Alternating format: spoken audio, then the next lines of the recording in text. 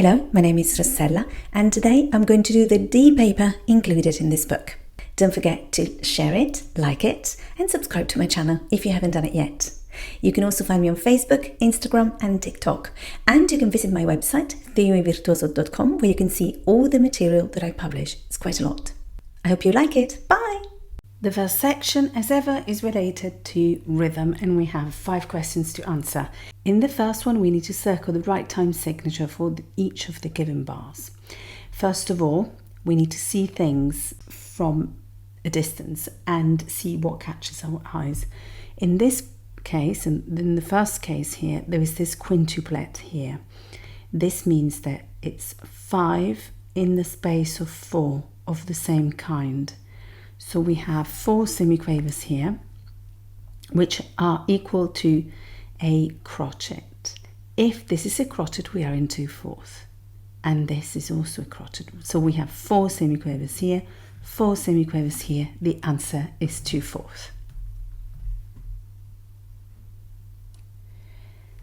In the second example, again, let's see what catches our eye, and it's this triplet symbol. 3 in the space of 2. This is usually happening when we are in simple time. This means 2 quavers. This is also, which is a crotchet. This is also another crotchet, so we could be in crotchets, okay? We say that this is a crotchet because we have a quaver and the other quaver with these 2, the dot and the other semiquaver. So far we have 2 crotchets, but look at here. We have 4 demisemiquavers, which make a crotchet, but then we have another quaver here. So in this case, we have 1, 2, and 3 quavers.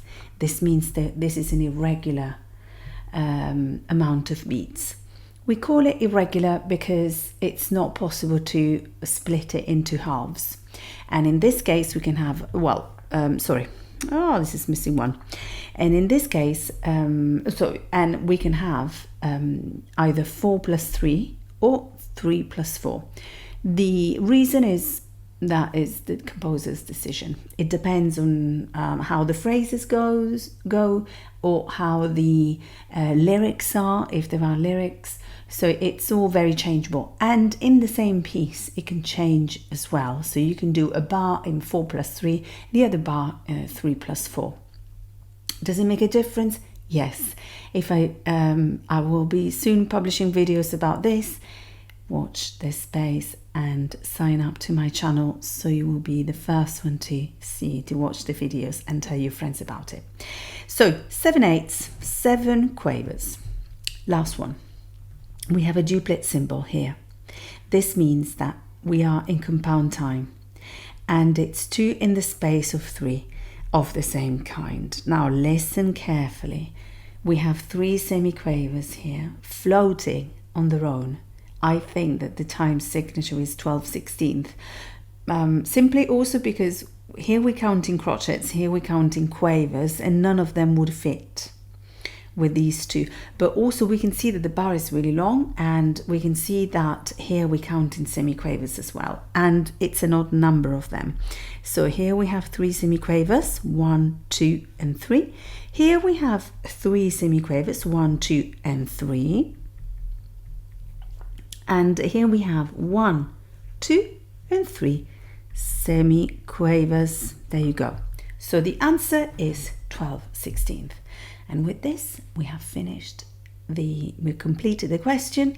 Let's move on to question 2. If you haven't done it yet, guys, subscribe to my channel and search Theory Virtuoso or my name, Rossella Rubini, on Instagram and TikTok. There are loads of things that I publish relating to music, and on my website, theoryvirtuoso.com, there are so many things for free. That is real. I'm not asking for money. Just go and get them. They help you revise or summarize the knowledge that you acquire. In this question, we have a bar written in compound time, and we have to take the box that shows this bar correctly rewritten in simple time. We have 1, 2, and 3 quavers. that would fit normally perfectly in a compound time, but in this case there are too many for simple time, so we need to put a triplet sign here. In the case of simple time, we have 2 seats, and we can perfectly fit in 2 quavers. On the contrary, in simple time this is not possible, so we need this special symbol, but this special symbol will go in simple times. In this case this is really confusing, but we have a quaver and a half and a quaver and a half. This means that these are equal to each other or even, and this means that they can become easily a quaver and a rest. Instead of putting a triplet sign, in this case we don't need it, because in fact the rhythm would be a quaver and a rest. In fact, there is no option with that, so you can't get confused. I didn't talk about the time signature, which should have been the first thing that I say, but 9/8 means, so we have a crotchet and a crotchet, so it's 3 crotchets, which means 3/4. We only have this option here, so we can be wrong. Anyway, where can we find this combination of a triplet? Nothing. I think the only possible answer is this one, because here we're missing the triplet sign and here we have this duplet that doesn't really make any sense. So the answer is the third one, and I hope this is useful. I'm going to publish a few videos about time signatures, guys, so really sign up also for my newsletter where I advertise this when it's the time, or subscribe to my channel and hit the bell button so you will be notified from YouTube by YouTube. Okay, question 3. In this question we need to complete the 2 sentences by adding a number to each of them. In 9/4, which are 9 crotchets grouped in 3s, so each of them is a dotted minim. We have 3 dotted minims in a bar, if it makes sense, because we have 9 is grouped in 3s, so we have 3, 3, 3, so 1 dotted minim per group. In 6/8, well, this doesn't really matter because this is 2 in the space of 3, so that means 3 quavers.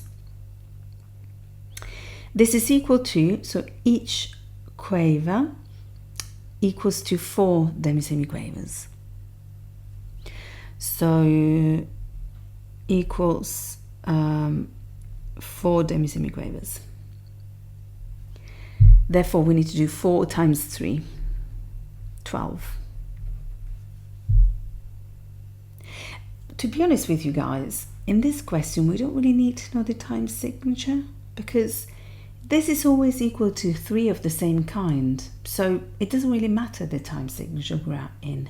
Some things are abstract, so we can, this one for example, the intervals, only in my system if you use the keys you have to add extra steps at your own risk.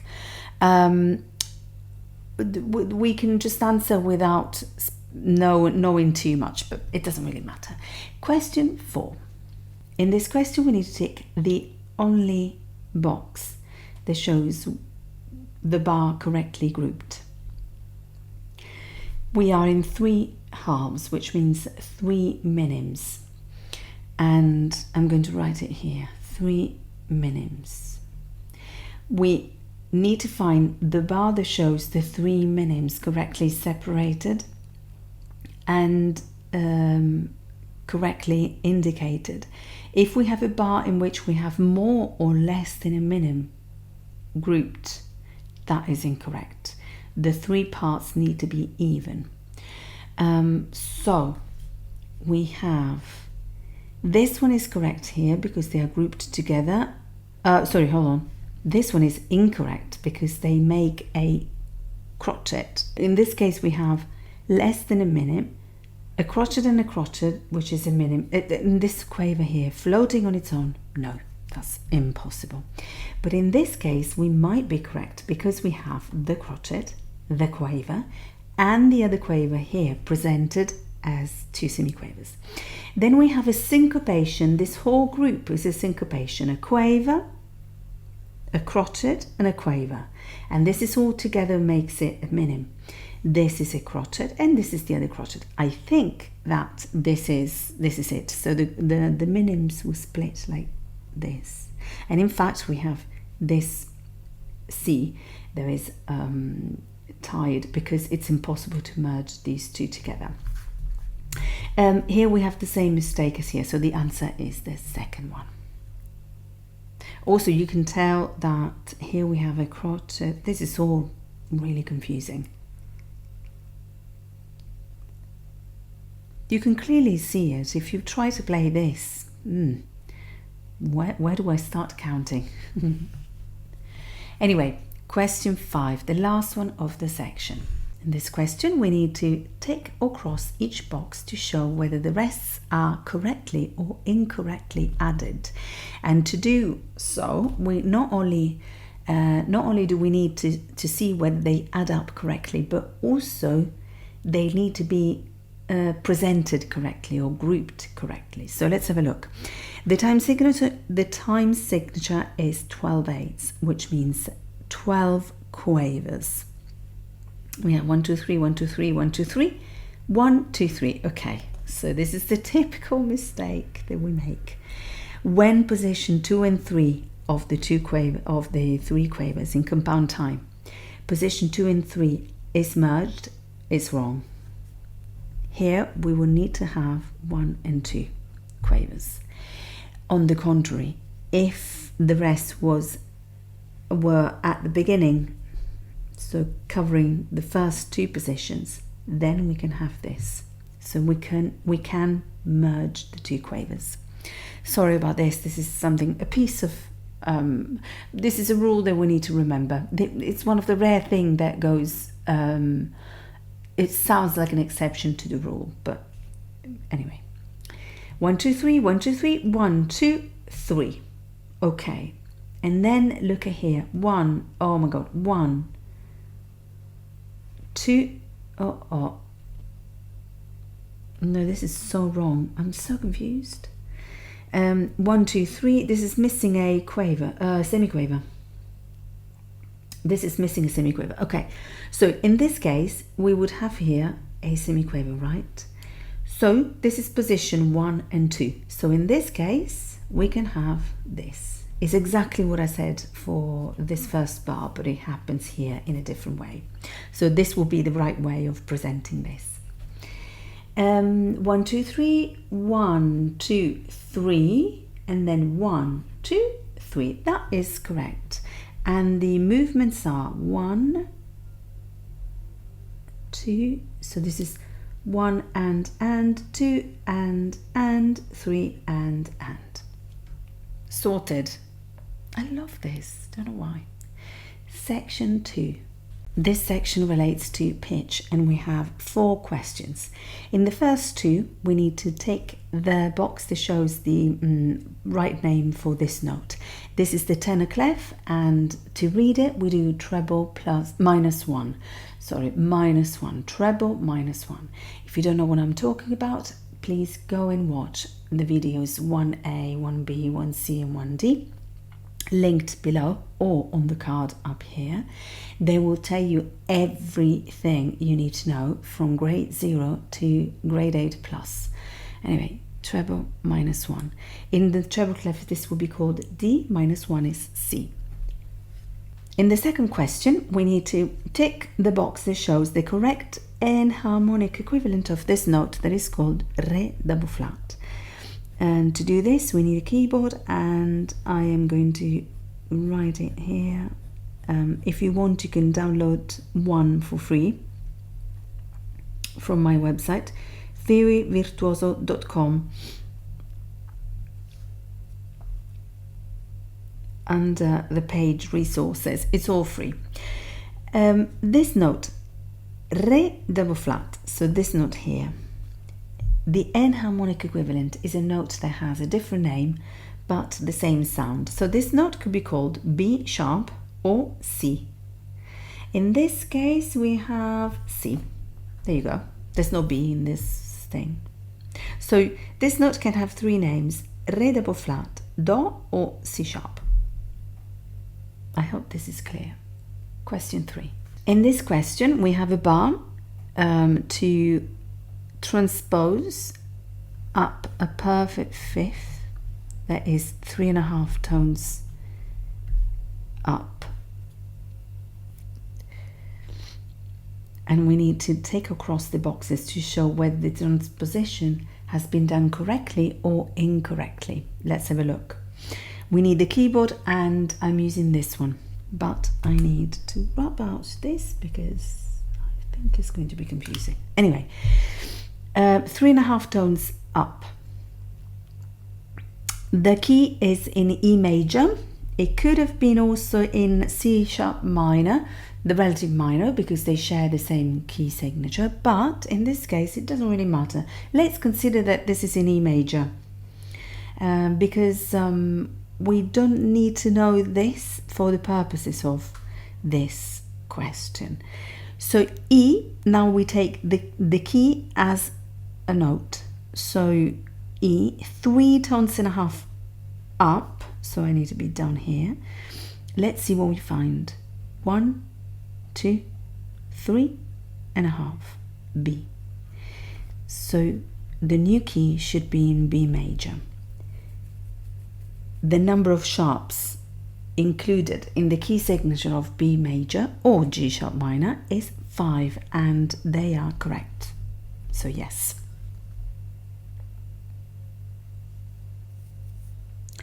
Next, we have the same note, so I think this is correct because we've just said that E equals B, so E major equals B major, that means E equals B. A sharp, La sharp, okie dokie, 3.5 tones away, so a perfect fifth. 1, 2, 3.5. We need to have E sharp. This can be called F. If we call it Fa, we make it a sixth, and this is a fifth. So this note should be called E sharp, and this is it. So this is correct. So far, so good. Next one, we have C, also called B, and we need to go 3.5 tones away. So 1, 2, 3.5, and this is Fa sharp, and here we have Fa natural, so this is incorrect. It should have been sharp. So it shouldn't have had this, to be honest. Yeah, this is incorrect because Fa is sharp in the key signature. So now let's see this Re natural. 3.5 tones away is 1, 2, 3.5, A, and this is correct. Hold on, no, this is A sharp, so that's incorrect. Re equals 3.5 tones away is A, not A sharp, but this is sharp, so we should have had a natural. This is incorrect. I was almost falling into the trap, guys. Not good.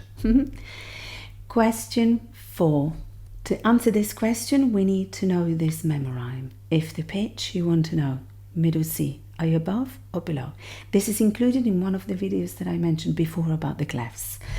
Anyway, we have 3 bars, we need to compare them and circle true or false for each of the statements.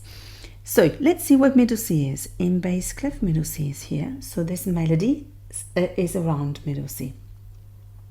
In the treble clef, middle C is down here, so this melody is an octave higher than middle C.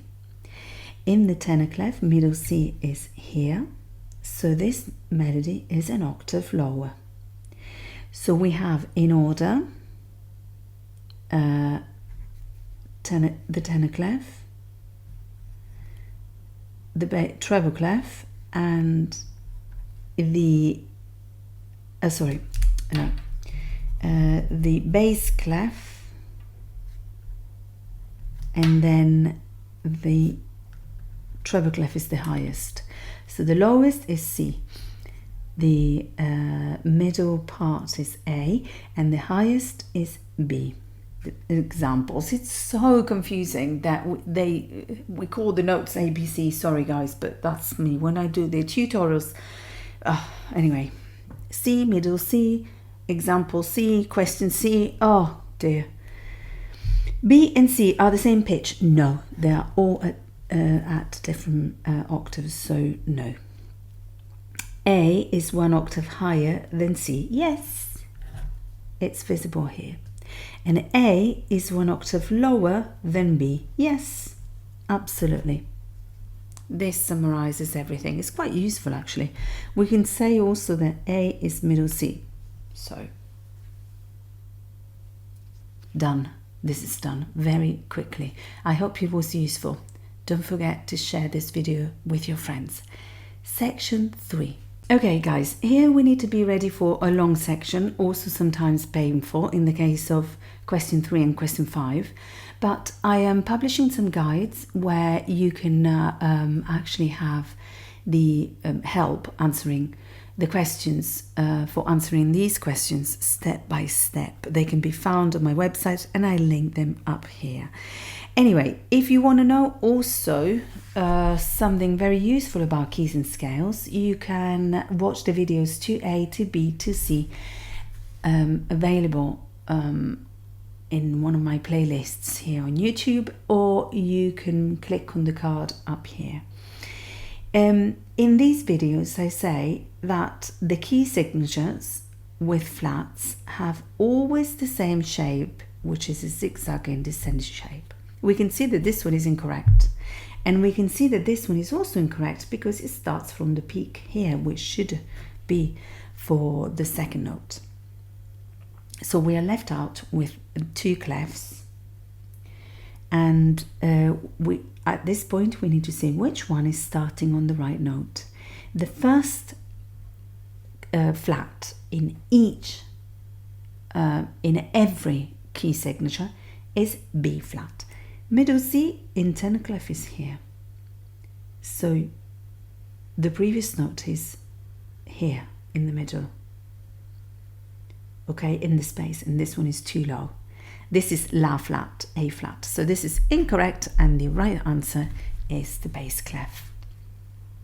Next one, for the key signatures with sharps, we have 2 options. One option is the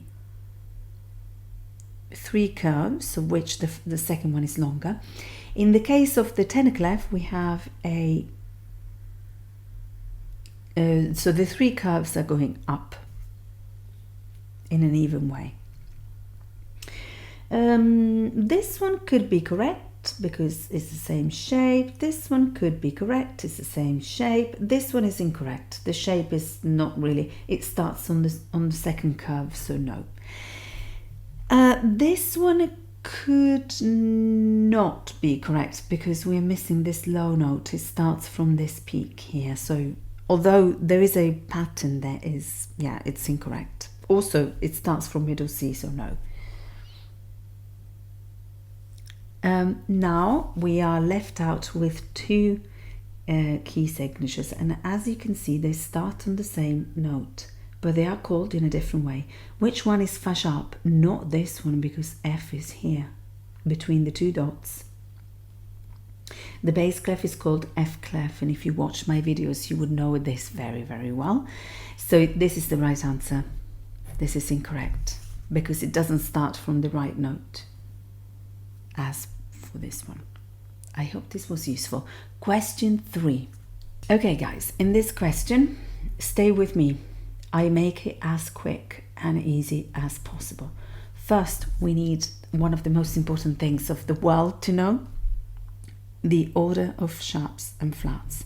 There are 2 useful free cheat sheets that you can download where you can make up your own fun sentence, and I am collecting some of them, so if you want to let me know your fun sentence, I'd be pleased. Anyway, fa do sorella mi si, similare sol do fa. I also invented fun coloring gigantic drawings after eating breakfast. And then the other one is big elephants ate dinosaurs, goat, cheese and figs.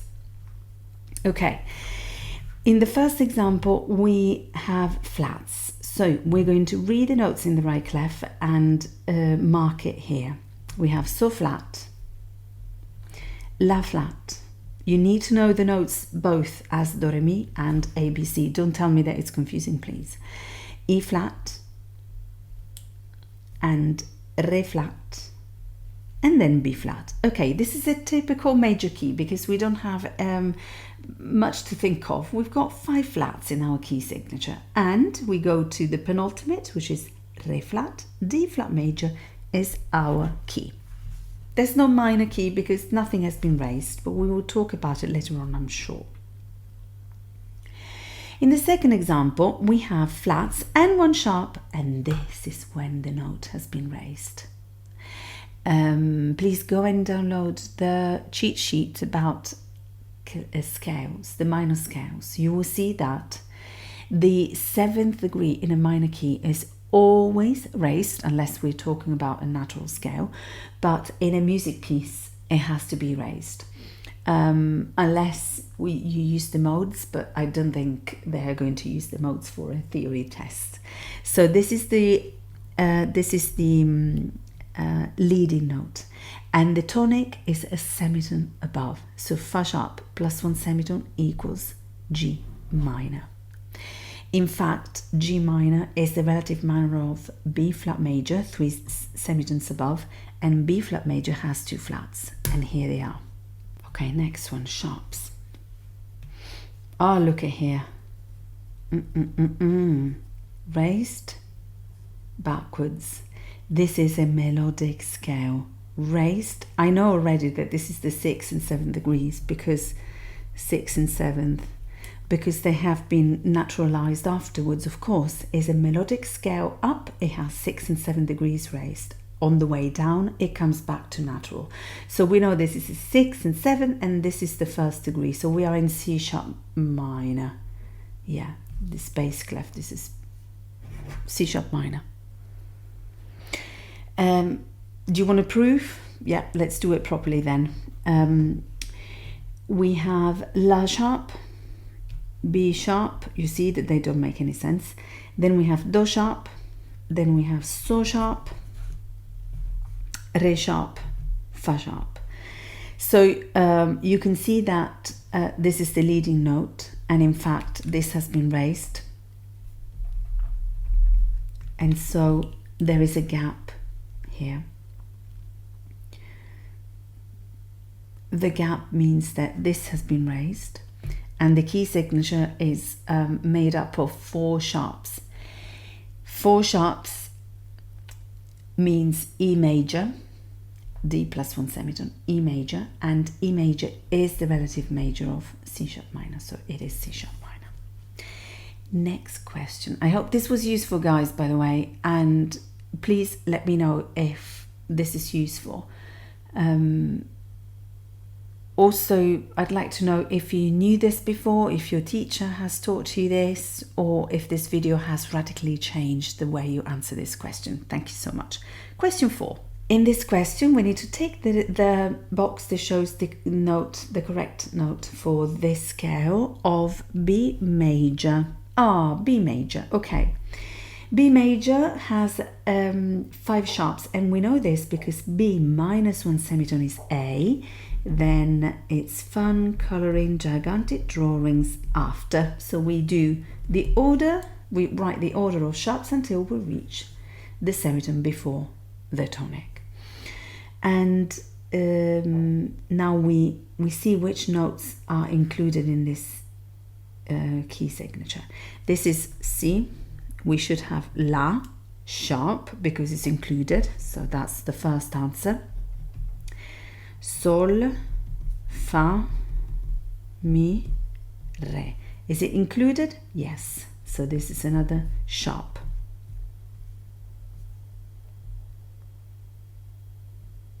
That's it. Done. Literally like that.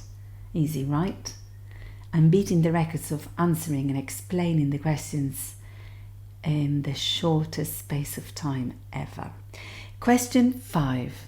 In this question, we have 3 minor scales, and we need to select the clef that would make these scales make sense, because otherwise they mean nothing.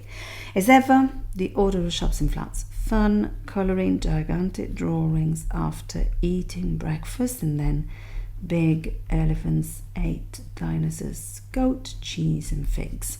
Fa do sole la mi si, similare sul do fa backwards, yeah?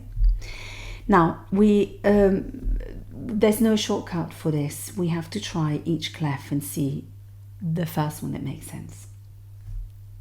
We can only have one possible answer. The other ones will be ambiguous or not existing. So the unambiguous answer is what we need. In the treble clef, this will be fa flat, F flat. F flat minor doesn't exist because it would be the relative minor of A double flat, so no. In the bass clef, this is A flat. Now, A flat minor would be the relative minor of C flat minor, but C flat major. C flat major doesn't exist, so no. Then in the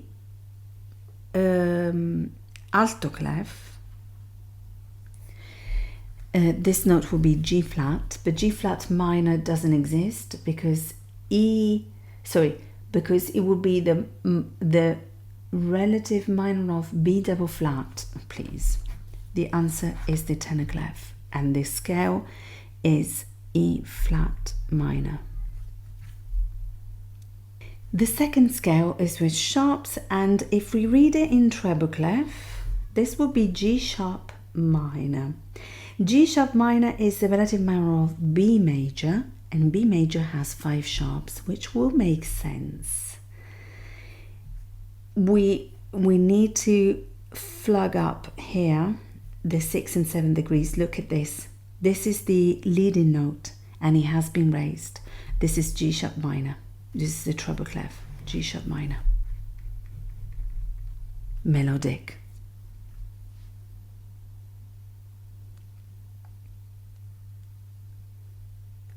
It's just because the 6 and 7 degrees. Yeah, look at this.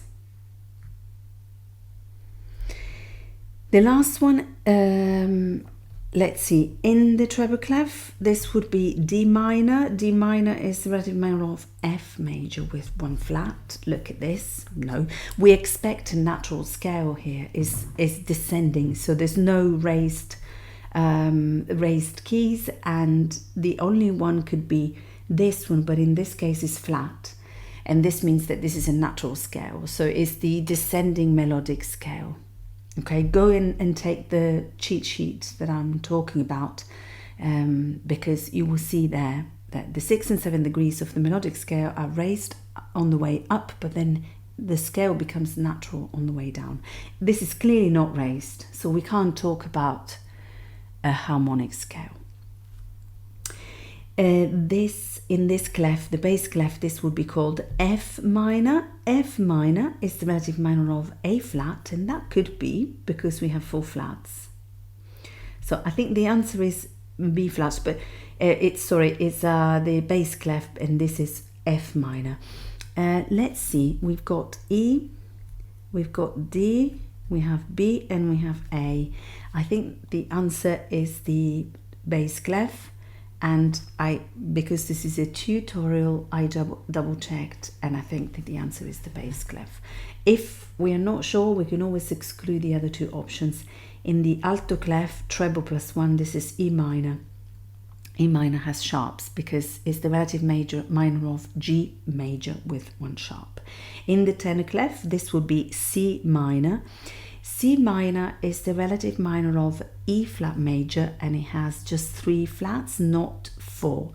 we have 4 here. As we said, this is a natural scale, so it goes as per the key signature. So we have to rely on this strictly. So the answer is the bass clef. Now guys, I don't know how much I spent on this, but I think I made it as quick as possible, and I hope this is okay. I hope it is easy to understand and to follow. Please let me know it in the comments below. Meanwhile, question 6.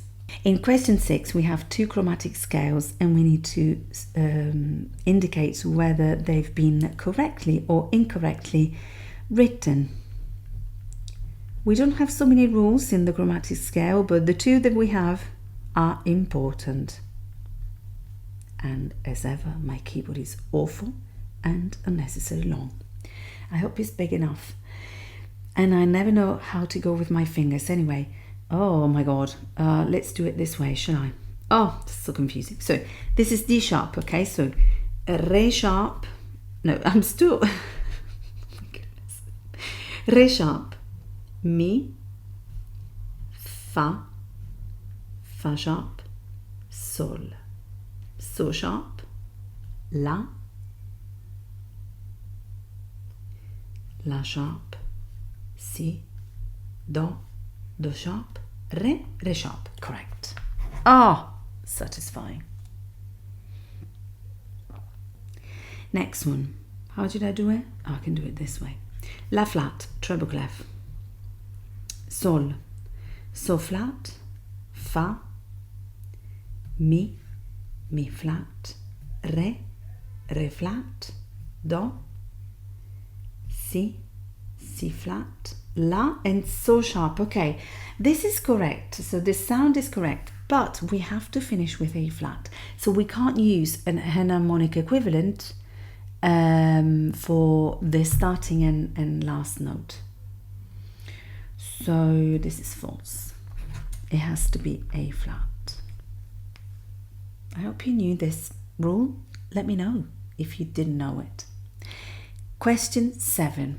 Also guys, thank you so much for commenting on my videos. I know that you've been the reason why I continued for so many months and a few years. I am also thinking of how to improve my channel, how to improve my my service for you guys. So thank you so much. Without your comments, without your messages and your subscription, your membership, your thank you on YouTube, I would never have gone this far.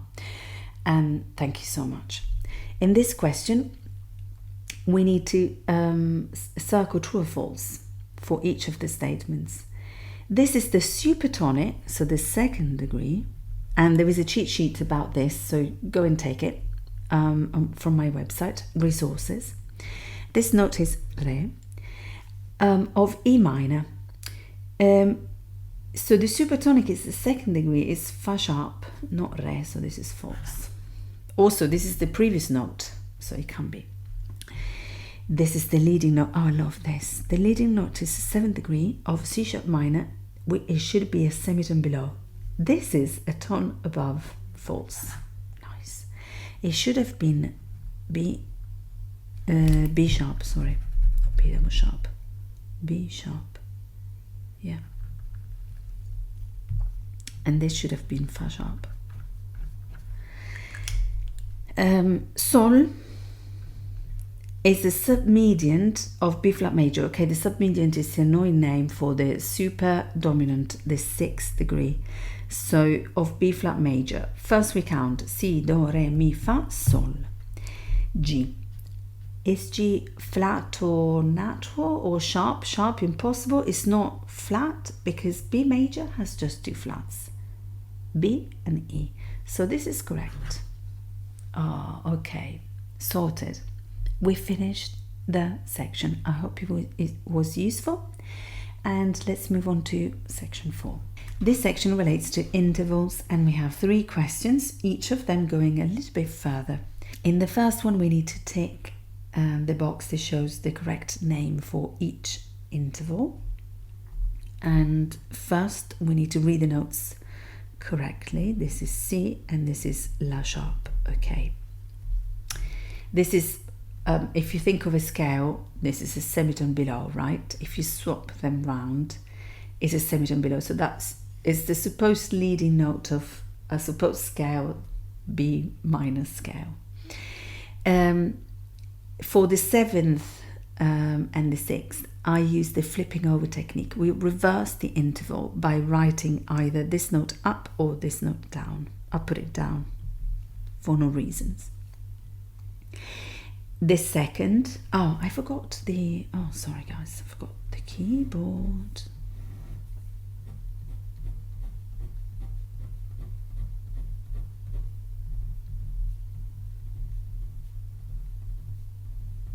Okay, so we are here, B La sharp, that's is a 2nd, this is a minor 2nd, which means that if we reverse the interval again, so if we flip over the notes, this is a major 7th.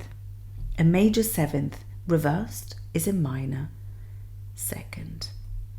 This flipping over technique could be found in a PDF where I answer this question.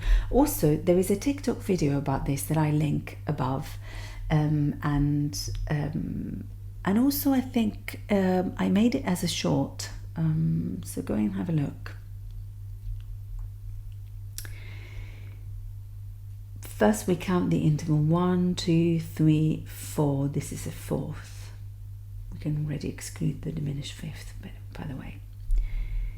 Bass clef, this is B flat and this is E double flat. A perfect 4th is 2.5 tones away. Let's see if this one is 2.5 tones away. 1, 2, and that's it, because E is double flat. So this is not a perfect 5th, but the interval has been reduced, so it's diminished.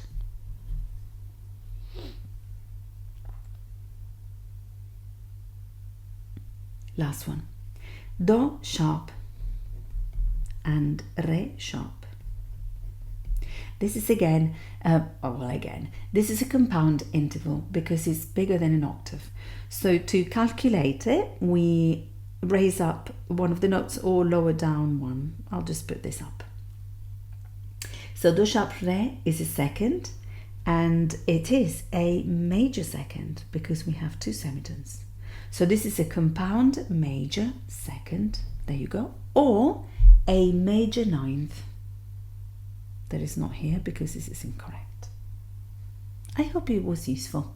In question 2, we need to circle the correct type for each interval, but to do that we have to count to identify the number. So we have to do the same as before.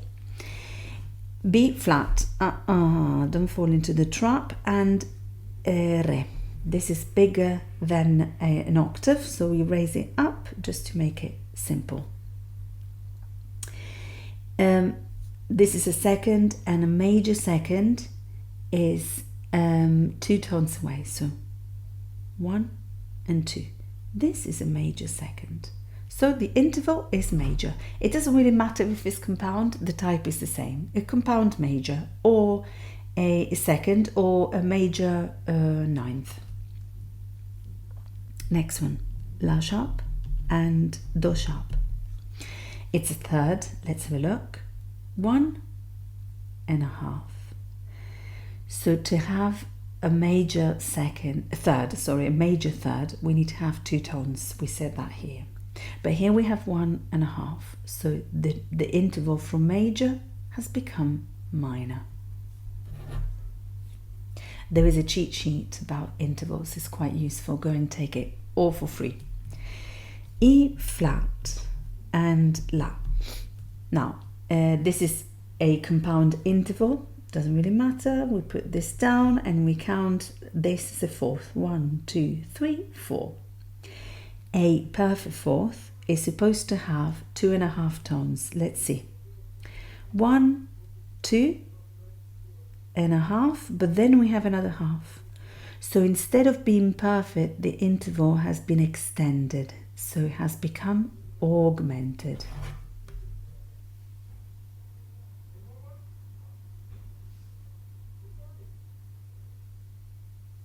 Sorted.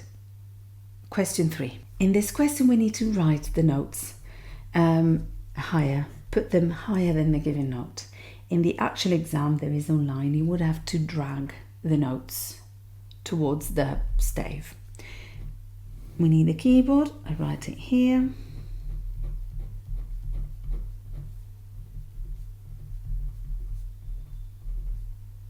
Okay. A compound perfect fifth from Mi flat. So first the note 1, 2, 3, 4, 5 here. Now we need to see if there is a flat needed. So let's count 3.5 tones away. From here, 1, 2, 3.5. There you go, B flat. But it's compound, so I need to raise it up of an octave, and I didn't do that. So here, this is the final answer. B flat, all the way up. Next one, a major 6 from Sol flat. Okay, to make a major 6, we need to find a minor third below here. If this Mi flat makes it a minor third with G flat, we just have to reverse the interval. So from G flat, 1.5.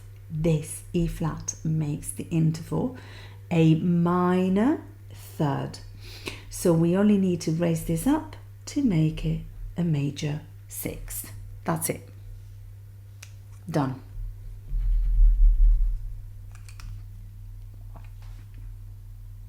If you don't want to do the flipping over technique, you can always count the number of intervals.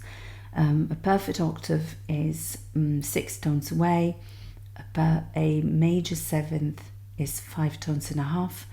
A major 6 is 4 tones and a half. So you can always do that, but the more you count, the more likely you are of missing something or get it wrong.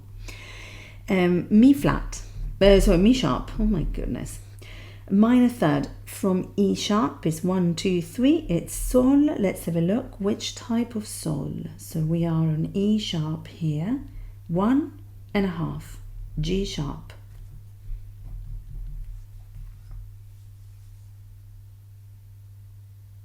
Last one. An augmented 6 means a major 6 plus another bit. In other words, it's a diminished third reverse. So we find this note from Mi flat. This is 1.5 tones. This is a minor third, but we have to make it diminished. So we reduce the distance by adding a sharp to the note.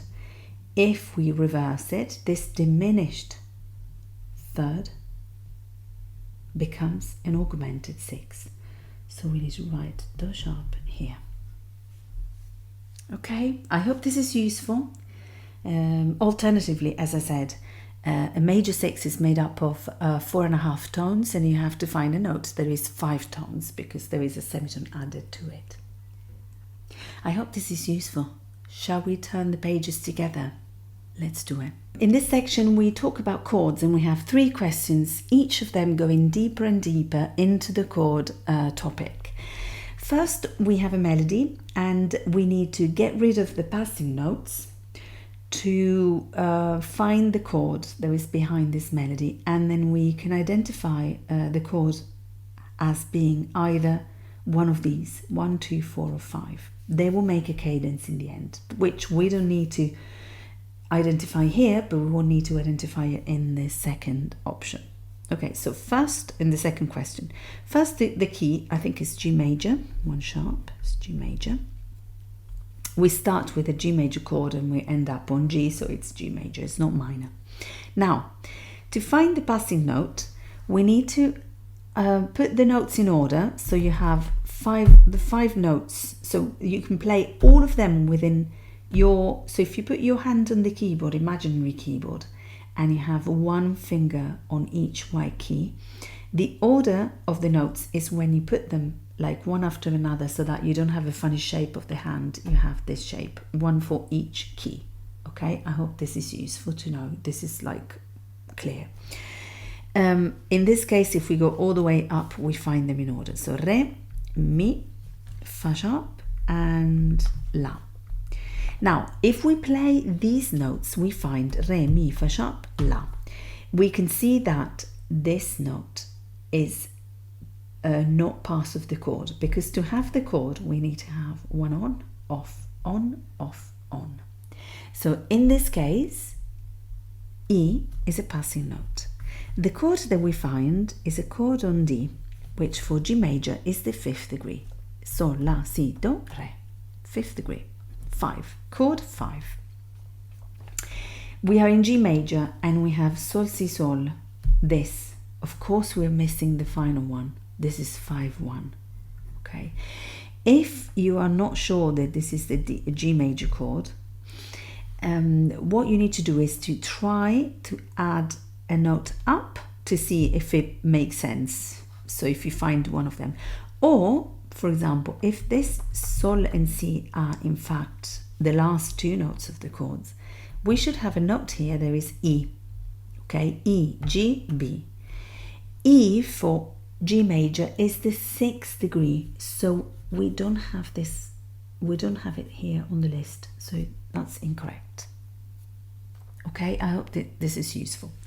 Next one, we have a passing note here. We can see that already. So we start from the bottom, la, do, re, and mi. La, do, re, mi. We can see that this re is not in the chord, so we cross it out. La for G major is the 2nd degree, included in the list. Next one. We put them in order, okay, ascending order. So E, G, C, and E. E is doubled. Okay, mi, sol, do. This is not in order because we don't have this shape, but we have this shape. To play the chord, we have this shape. So what do? We change the order to find do, mi, sol, I think. Do, mi, sol. And we have this shape. Do, re, mi, fa, sol. Okay? So the bottom note is C, which for G major is the 4th degree. Sol, la, si, do. 4th degree. And sol, si, again, is the main chord, is the tonic. So I forgot to say, even if it's not required, this is a perfect cadence, and this is an extended plagal cadence. Okay, it's not very common to find 2-4-1, but yeah, well, it is. Yeah, it is. So plagal. Okay, I hope this is useful. Let's go on to the second question. In this question, we need to do something very similar to the first question, but the chords are already put vertically, and we're given the key. So it's slightly, shall I say, easier or more direct? I don't know. We don't have passing notes. So we are in F major. Let's identify the notes first. We have B flat, Re, another B flat, and Fa. B flat is doubled. Let's put them in order. Si, Re, Fa. This is the order. Re and Fa. The bottom is B flat, which for F is the 4th degree. Fa, Sol, La, Si. The 4th degree. Then we move on to the second chord. Let's identify it. La and Fa. Fa is doubled. Fa, La, Do, I think it is. Fa, La, Do. Fa, Sol, La, Si, Do. This is the chord. Fa is the bottom note and is also the tonic. So 4-1 is a plagal cadence. We said that for the question above. The next example is in C major. So let's have a look. We have Do, Sol, Mi, and Do. Do is doubled. I think the order is Do, Mi, Sol. Do, Mi, Sol, which is the tonic chord. So this is first. I expect chord 5 here because 1-5 is an imperfect cadence, but let's check. We have Sol, Sol, Re, and Si. Sol is doubled, and I think the order is Sol, Si, Re. And in fact, Sol is the bottom note, Do, Re, Mi, Fa, Sol is the 5th degree. So this is chord 5, and it makes it 1-5 in imperfect cadence. Done. Question 3. I think that there is a TikTok video about the question above. I should make one for this question here, number 3, because it goes a little bit further down into the topic, and we need to also indicate the inversion in which the chord is presented here. Let's have a look. We do exactly the same, but we need to find the key. We are in E major. You can see it, 4 sharps, 1 + 1 semitone E. This is an E major chord, so this is E. Oh, they say it. Oh, great. Okay, so we have Sol, Mi, so sharp, well, Mi, Si, and Mi. Mi is doubled. Let's put them in order. I think Mi, Sol, Si. Mi, Sol, Si. E is the bottom note, and for our key is also the tonic. Now, at the bottom of the chord, this note, do we have Mi? Do we have So sharp, or do we have Si? We have So sharp. So this chord is called 1B. Okay? This is it.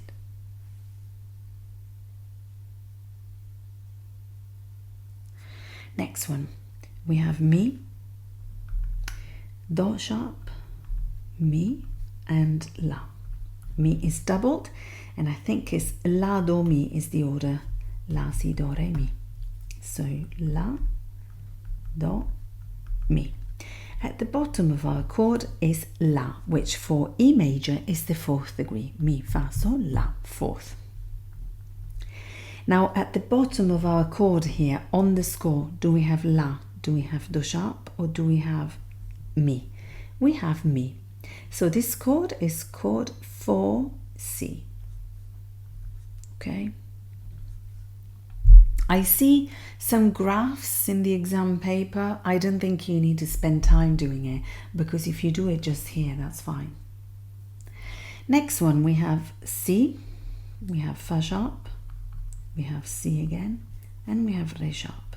Okay, C is doubled, and I think that the order is Si, Re, Fa. Si, Re, Fa. At the bottom of our chord, we have B. B for E major is the 5th degree, okay? Mi, Fa, Sol, La, Si. Now at the bottom of our chord here, do we have B? Do we have D sharp, or do we have Fa sharp? We have B. So this chord is called 5A, or just 5, because if you say 5, it's assumed the root position, which is A. 5A. Done. Excellent. I hope this was useful. Let me know, like this video, subscribe to my channel, tell your friends about it, share this video with your friends, and let's move on to section 6. Okay, so this section relates to terms, signs, and instruments. You need to answer this with confidence. You need experience, or you need to watch my videos, especially on TikTok when I talk about some terms, Italian terms especially, or you need to watch some videos published by the London Symphony Orchestra, I think, where they talk about their instruments, the musicians talk about their instruments. It is so useful because you actually see them, and so you create a sort of experienced learning that is much more powerful than normal learning. Anyway, we have 2 Italian terms here and 1 German terms. Ruhig. That means peaceful. It's just either you have found it on a piece by Schumann or Brahms, or you remember it. Ruhig. Smorzando. There is a video that I just published on this. Smorzando. Please go and watch it. I link it above. It means diminuendo, but if you know the exact meaning of this word, you would say like, oh, diminuendo, only. Can we, that is so not complete. Anyway, it means, yeah, dying away, something like that, yeah, diminuendo. But please go and watch my video. It's quite useful to know, and it makes you play meaningfully. And this is what we want. We don't just play the notes when we play. We do communicate something. We do pass on an information to somebody else. Otherwise, it's so meaningless to play. And why do we suffer so much to make it work if then people around us don't feel anything? Not worth it. So go and watch it. Amabile, that's another video that I've done. You would want to know that this term comes from a specific one, and then you will remember the meaning. Anyway, amateur.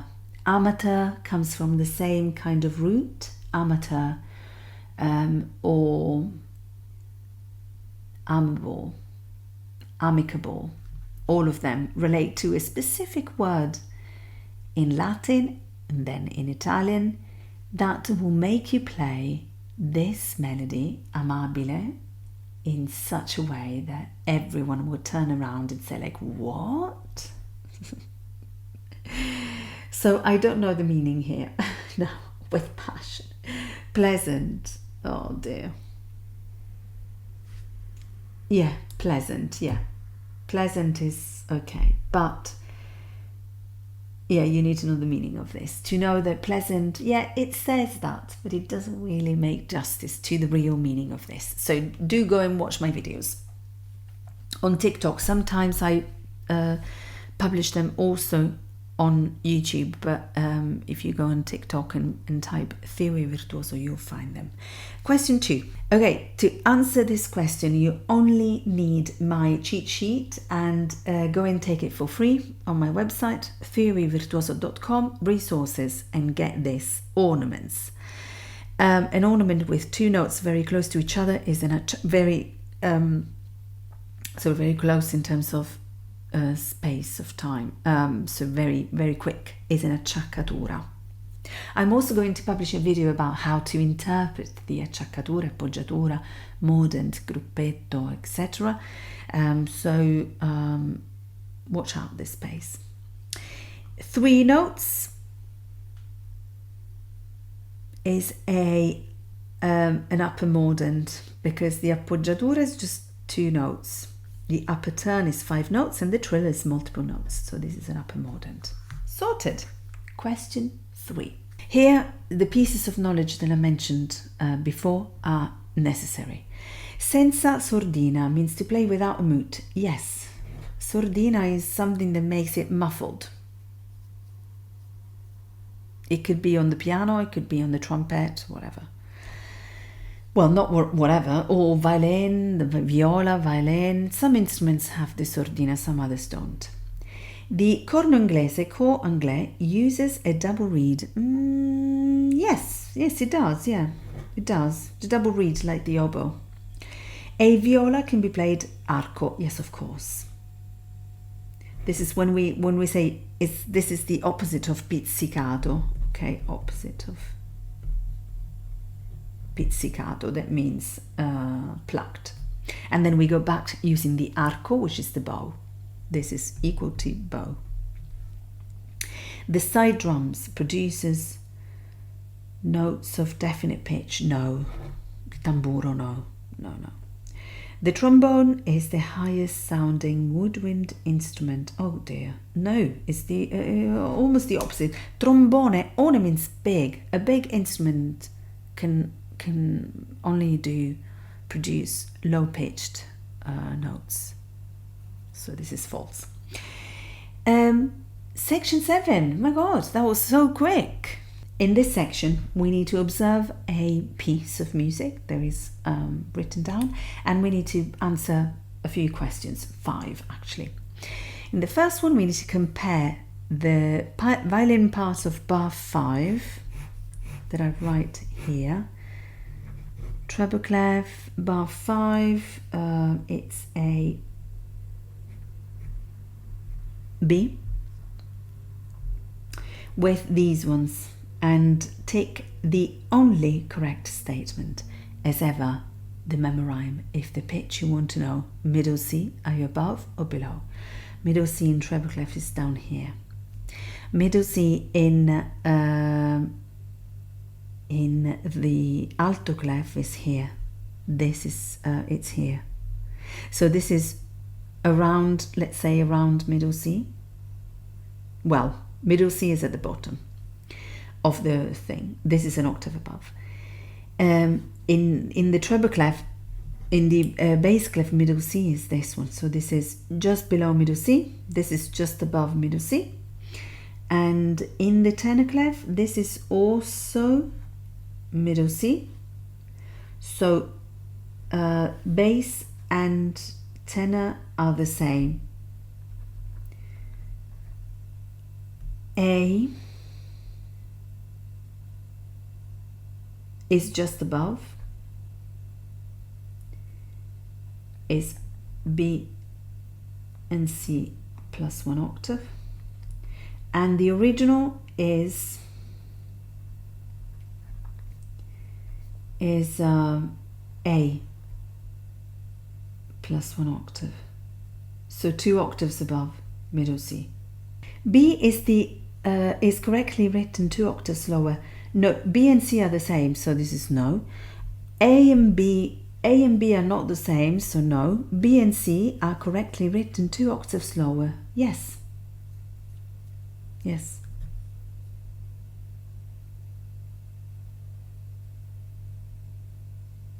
Yeah, this is 1 octave. A plus 1 octave. Yeah. And so this is plus 1, this. A, B and C, no, A, B and C are not the same. Only B and C are the same, so yes.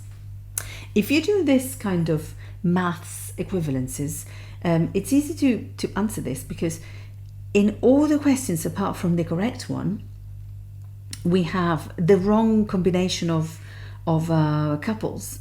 B and C are the only same thing, so I hope this is useful. I hope you like maths.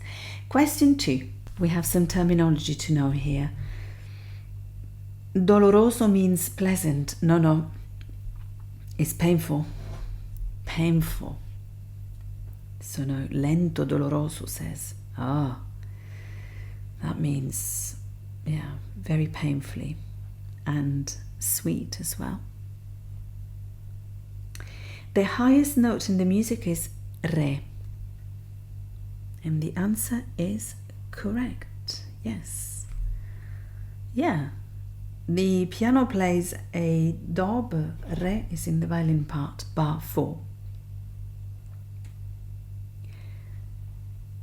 The music ends on the dominant chord of E minor, which is B major, and it is correct. Here it is, yeah, B major. That's B major. Correct.